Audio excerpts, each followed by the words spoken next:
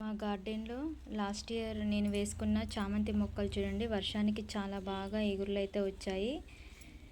చూడండి, ఇలా మనం దీన్ని ఇలా పించింగ్ చేసుకొని ఇది పెట్టేసుకుంటే ఇది ఒక మొక్కలాగా ఫామ్ అయిపోతుంది. దీంట్లో ఆకుల్ని బట్టి కూడా ఇవి కలర్స్ అనేవి మనం ఐడెంటిఫై చేయొచ్చు. చూడండి, ఇదైతే వైట్ చామంతి,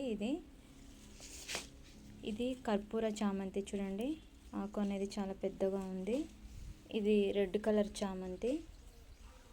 ఇంకొకటి ఇది పింక్ కలర్ చామంతి అండి. నా దగ్గర ఉన్న 4 రకాల నాటు చామంతులు చూడండి, వీటి ఆకులు చూడండి, ఒక్కొక్క దానికి ఒక్కొక్క తేడా ఉంది. చూడండి, ఫస్ట్ది ఇది రెడ్ కలర్, ఇది వైట్ కలర్, ఇది పింక్ కలర్, ఇది కర్పూర చామంతి.